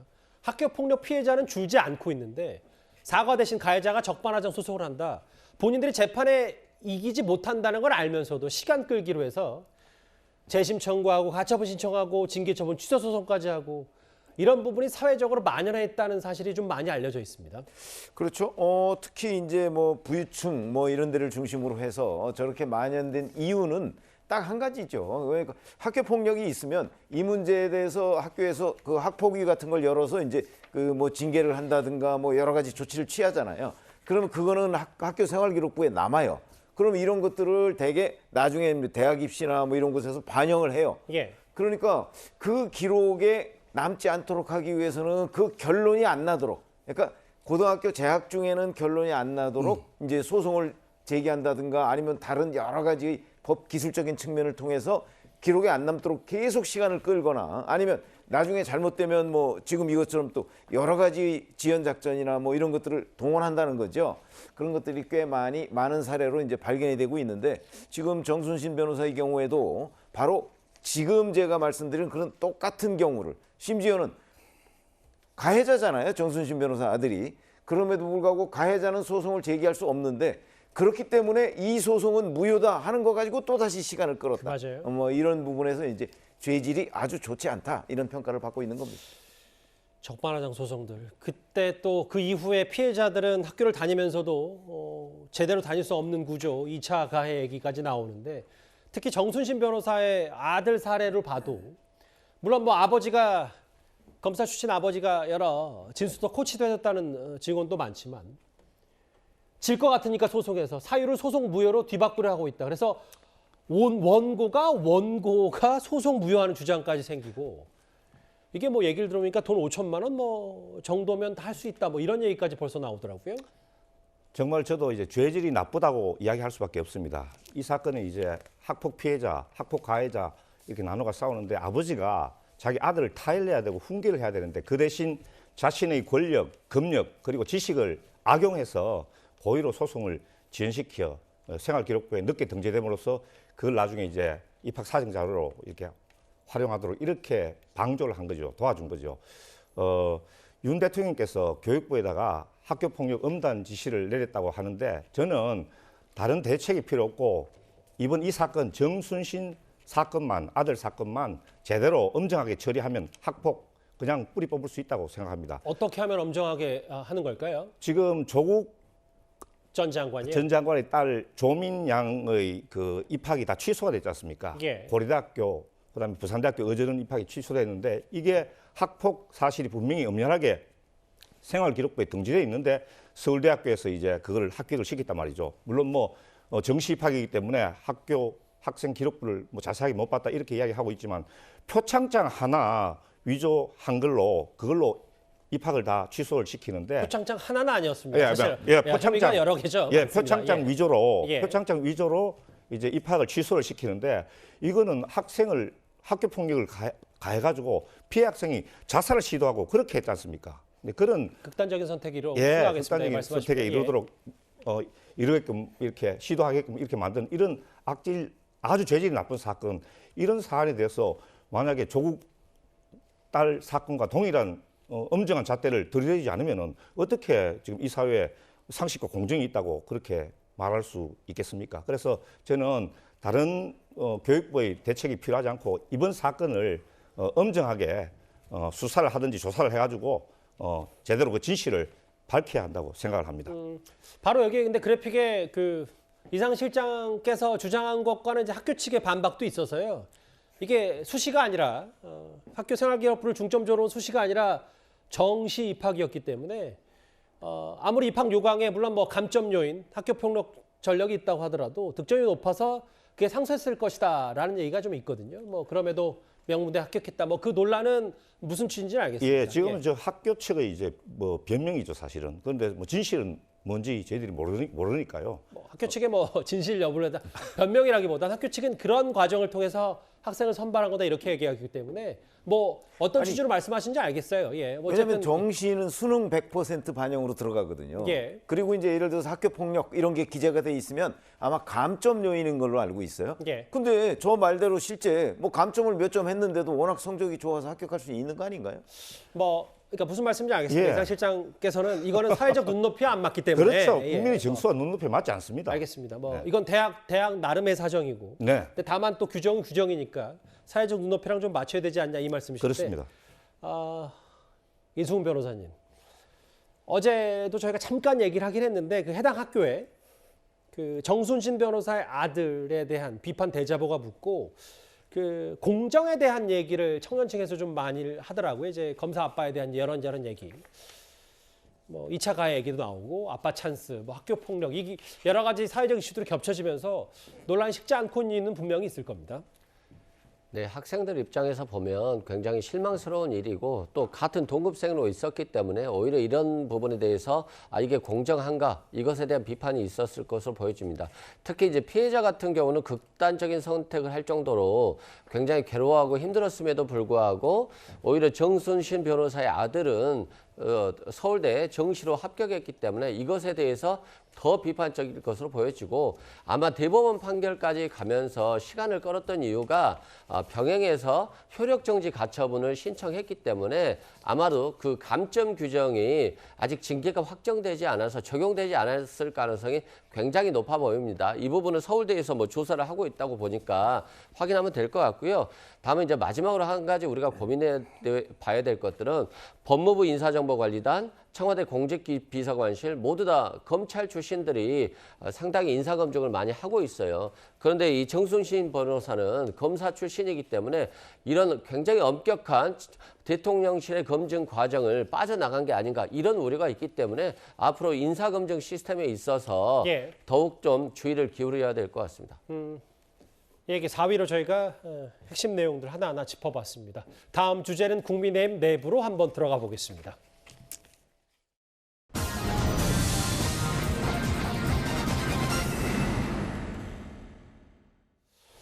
국민의힘 전당대회 일주일 앞으로 다가왔습니다. 3월 8일이니까 이제 일주일 남았네요. 각 후보들은 어제 오늘 대구 경북, 특히 부산, 울산, 경남에 많이 그 시간을 할애했습니다. 여기에 선거인단 40% 가까이가 몰려있기 때문인데요. 그런데 오늘 황교안 후보가 기자회견을 열었는데 재차 이런 주장을 했습니다. 김 후보님, 이제라도 사퇴하십시오. 당과 대통령과 나라를 위한 일입니다. 권력형 토건비리라 그러시는데 확실하게 그렇게 장담하실 수 있습니까? 법적 책임 지시겠습니까? 왜 책임을 지러 합니까? 질문했는데. 그렇게 자신 없으면 말씀하지 마세요. 제가 자신 질문한 데 없으면서 그렇게 대해서 답이나 말씀하세요. 하세요. 답이나.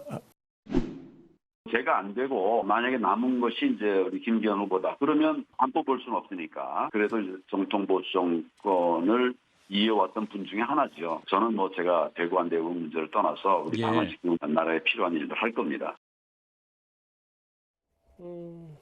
최근에 황교안 후보에 대한 목소리가 좀 커지고 있고 오늘 기자회견까지 열어서 재차 울산 땅 의혹 제기하고 사퇴해야 된다고 했어요. 근데 황 후보가 물론 뭐 원론적인 얘기일 수 있는데 당대표 확정되면 도와야 된다. 혹은 어제는 결선 투표에 만약에 김기현 후보가 남고 본인이 떨어진다면 김기현 후보를 도와줘야 되지 않냐. 그러니까 의혹 제기는 의혹 제기고 연대는 연대다. 뭐 이런 표현을 했는데 좀 어떻게 아니, 그러니까 잘 받아들일까요? 아시다시피 예선과 본선의 차이라고 저는 보는데요. 지금 현재는 예선전을 하고 있는 거 아닙니까? 근데 만약에 결선 투표까지 간다면 이제 그걸 전제로 하고 있는 얘기죠. 그러니까 지금 예선전에서는 김기현 후보가 이제 뭐 땅 투기 의혹 등 이런저런 것이 있으니까 김기현 후보가 사퇴해야 된다 이렇게 주장을 했잖아요. 그러나 그럼에도 불구하고 당원들이 김기현 후보를 선택해서 김기현 후보가 결선 투표에 간다면 잘 아시다시피 안철수 후보나 천하람 후보의 지지자들과 황교안 후보의 지지자들은 이 공감대가 별로 없어요. 그러니까 아마 황교안 후보가 저런 얘기를 하든 하지 않든 간에 결과적으로는 본인의 지지자는 전부 다 결선 투표에 가서는 김기현 후보를 지지할 수밖에 없을 거예요. 본인이 원하든 원치 않든. 그 얘기를 그렇기 하는 거죠. 때문에 저는 그 얘기를 한 거라고 보는 것이 지금 현재는 예선전 단계이기 때문에 지금 현재는 본인이 지금 그 뭐 1위가 됐든 2위가 됐든 결선 투표에 나가겠다고 지금 하고 있는 것 아닙니까? 그러니까 저 두 가지가 양립할 수 있는 개념이죠. 그런데 뭐 굳이 사실 보통의 경우라면 저런 경우는 얘기를 안 하죠. 아예 예선에서 뭐 자기가 안 되면 무슨 일이 있다 이런 경우는 얘기 안 하는데 아마 황교안 후보의 경우에는 지금 예선에서 이제 본인이 그 뭐 좀 힘겹다 하는 것들을 자인하고 있다 뭐 이런 정도까지는 우리가 해석할 수 있을 것 같아요. 이제 왜냐하면 결선 투표를 가냐 안 가냐도 이번에 여러 관전 포인트가 될 수 있고 뭐 누가 특정 후보 만약에 김기현 후보가 뭐 그렇다면 과반을 가냐 안 가냐 중요하기 때문에 또 황교안 후보의 지금 어떤 목소리들이 앞으로 판세에도 뭐 작지 않은 영향을 미치지 않은지 모르겠어요. 네. 우선 저는 제가 최고위원 선거를 제가 하고 있기 때문에 제 선거 외에는 좀 관심이 없습니다. 그런데 관심 가지셔야 되는 거 그 아닙니까? 김기현 후보의 그 울산 땅 같은 경우에는요. 지난해 김기현 후보가 국민의힘의 원내대표 시절에 김용민, 김남국 이런 철험의 강경파 의원들이 법사위에서 막 제기했던 주장이에요. 그리고 저도 법사위원으로 사실이 아니다라는 것을 조목조목 반박을 했죠. 막바지에 되면서 이것을 주장했던 후보들도 우리가 더불어민주당의 철험의 의원들 같은 그런 주장을 해서는 안 되는 거 아닌가? 이것 때문에 좀 전략이라고 할까요? 이거를 수정하는 것으로 저는 이해하고 있습니다. 일단은 뭐 황교안 후보는 그럼에도 여전히 계속 그 울산 땅 의혹을 제기하고 본인도 뭐 정치적 책임을 지겠다고 얘기를 하고 있는데 연대와는 또 다른 문제, 예선 결선은 좀 다른 문제다라는 취지인 것 같습니다. 어제 김기현 후보와 나경원 전 의원이 함께 대구에 찾은 걸 두고도요. 다른 후보들 이런저런 말들을 쏟아냈습니다. 한번 그 화면도 만나볼까요? 대통령과 정말 호흡을 맞출 지도부가 들어서서 그 지도부가 대통령의 개혁을 힘있게 뒷받침해줘야 된다. 때로는 큰 일을 위해서, 예를 위해서 본인의 여러 가지 이익이나 본인의 계산이나 혹은 본인의 그런 판단들을 다 뒤로 유보하시면서 그야말로 선거고사하신 분이다.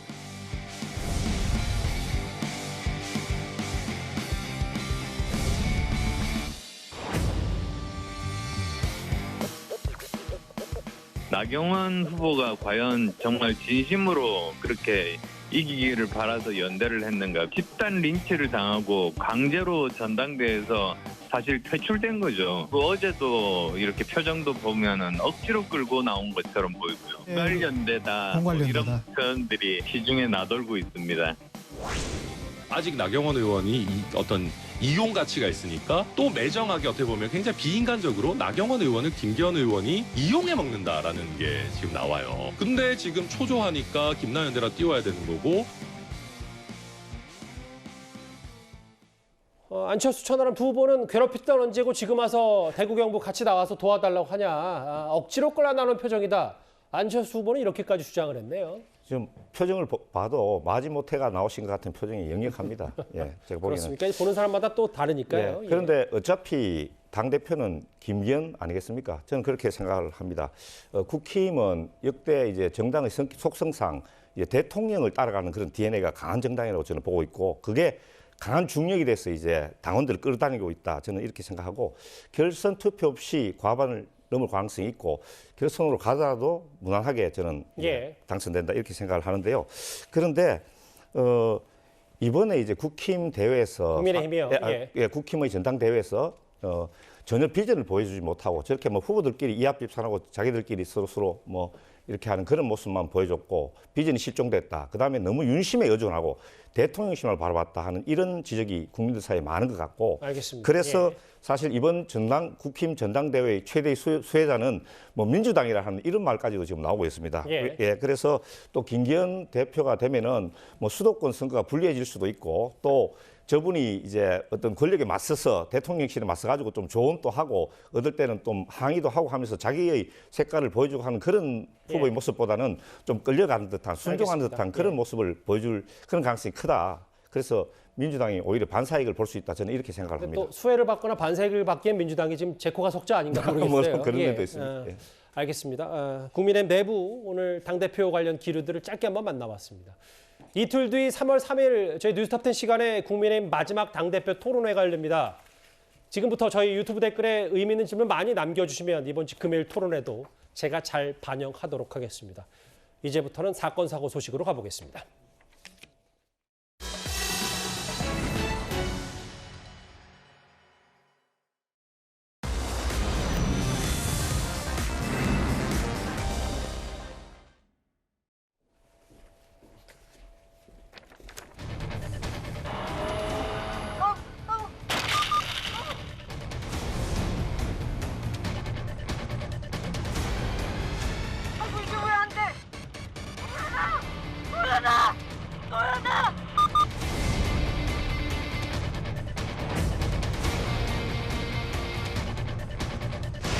어머니가 평소에도 아이 등하원 때문에 자주 다니시는 길이었고, 그날도 학원에서 끝난 다음에 저희 집으로 데려다 주는 길이었거든요.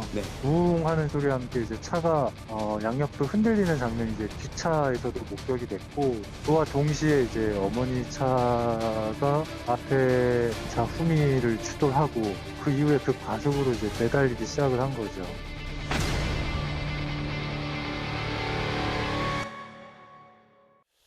보신 것처럼 작년 말에 강릉에서 할머니와 손자가 탄 차량이 질주하다가 추락하는 사고가 있었습니다. 당시 12살 손자 도연군은 사망했고 운전자였던 할머니도 크게 다쳤는데요. 지금 이 청원에 5만 명이 동의를 했습니다. 급발진이 심된다라는 게 이제 유족의 계속 설명인데, 근데 문제가 이제 계속 청원에 동의하는 이유 중에 여러 가지 것들이 있겠지만, 왜 입증 책임, 결함 책임을 왜 피해자가 계속 얘기를 해야 되는지 이 부분 때문에 좀 더 논란이 큰 것 같거든요. 사실 제조물 책임법이라는 게 존재를 합니다. 제조물 책임법에 따르면 피해자가 사실을 증명해야 한다 이렇게 나와 있죠. 1960년, 70년에는 우리 세상이 아날로그 세상이었습니다. 디지털 세상이 아니었기 때문에 자동차도 어디서 잘못됐는지를 알 수가 있는데 지금은 전기 자동차나 자동차들이 다 디지털 세상, 즉 이진법의 숫자로 자동차가 움직이고 있는데 그 움직임의 잘못을 그 운전자에게 입증하라는 건 저는 현실적으로 현대 사회에서는 맞지 않다고 봅니다. 예. 저도 5만 명 이상 동의했는 부분 저도 동의한다 이런 말씀드리겠습니다. 그 청원이 되고 뭐 앞으로 법 개정까지 어떻게 될지 모르겠지만 그만큼 이제 국민적 관심이 커졌고 저 사건에 대해서 다시 한번 재조명되는 분위기도 분명히 있을 것 같아요. 왜 이거를 피해자가 입증해야 되냐, 이 부분이 여전히 논란거리입니다. 다음 화면, 다음 주제 제주로 가기 전에요. 지금까지 들은 여러분들의 목소리를 만나볼 차례입니다. 첫 번째 댓글입니다. 예, 이재명 대표와 민주당은 인연인가 악연인가라는 뭐 개인 혐의를 왜 민주당과 결부시키냐 이런 비판적인 비판적인 얘기이신 것 같은데요. 또 보겠습니다. 총칼만 안 들었을 뿐이 여의도는 전쟁 상황이구나라고 하셨고요. 후불제 뇌물, 할부식 뇌물, 한동훈 장관은 신조어 박사다라고 하셨습니다. 예. 악수는 했지만 윤 대통령과 이재명 대표 속으로는 무슨 생각을 했을까라는 댓글까지 오늘은 댓글 4개만 만나보겠습니다. 모두 감사드립니다. 다음 주제는 바로 제주도로 가보겠습니다.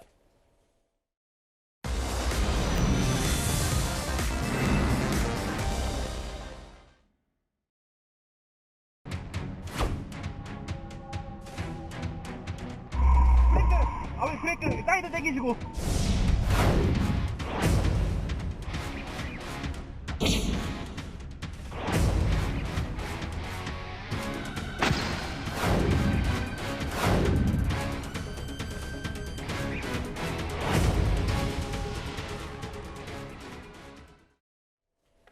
어제 제주에 있었던 대낮 난폭 운전 사건.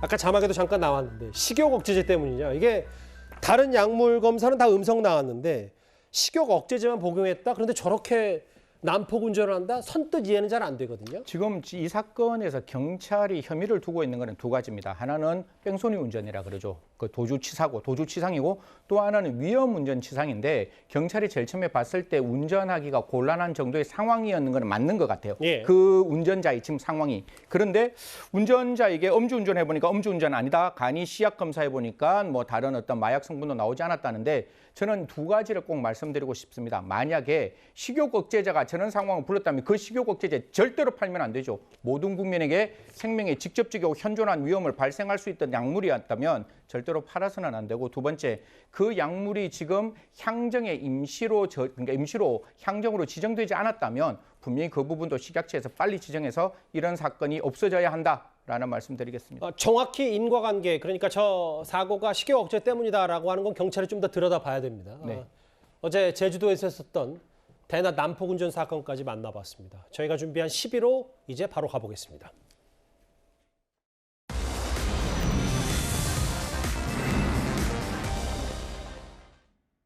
오늘이 104번째 3.1절입니다. 태극기 건 분 참 많으실 텐데요. 그런데 오늘 온라인에서는 세종시 한 아파트에서 걸린 이 사진 때문에, 태극기 대신 걸린 저 일장기 때문에 꽤 논란이 컸습니다. 예, 저 처음에 저거 보고 합성인 줄 알았는데 아니더라고요. 예, 저도 합성인 줄 알았습니다. 사실 대한민국 3.1절에 과연 일장기를 올리는 게 가능한 나라인가 생각해서 저도 저 사건을 계속 추적했는데요. 방금 전까지 제가 확인해 보니까 4시에 일단 저 일장기는 내려갔다고 합니다. 아하. 그리고 들리는 말에는 저 사람이 일본인일 수도 있다 이런 이야기들도 나오는데 제가 한 가지 말씀드릴게요.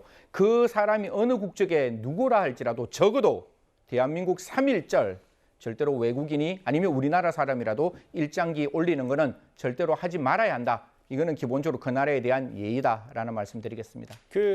저도 보도를 좀 전에 봤어요. 서울신문 보도에 따르면은 뭐 일본인 걸로 알려졌고 실제로 저걸 내리긴 했는데 처음에는 내가 내릴 필요가 없다. 그리고 집을 비웠다. 그것 때문에 또 꽤 많이 얘기가 많았었나 봐요. 지금 같은 경우에 사실 다른 나라 국기를 건다고 해서 그 국기를 거는 걸 처벌할 수는 없습니다. 쉽게 말해서 3.1절이라 할지라도 저 행위 자체의 형사처벌은 불가능하다 할지라도 제가 예를 한 가지 들어볼게요. 지금 전쟁이 일어나고 있는 우크라이나에 가서 제가 러시아 국기를 건다면 그 나라 사람들에게 어떻게 보이겠습니까? 대한민국 3.1절입니다. 104주년 3.1절에 절대로 저런 일 없어야 한다. 그런 말씀 드리겠습니다. 태극기 대신에 일장기 때문에 세종시저 아파트가 항의 빗발쳤습니다. 3.1절 뉴스탑 10 준비한 소식은 여기까지입니다. 곧바로 뉴스웨이가 이어지니까요. 많은 시청 바랍니다. 여러분 고맙습니다.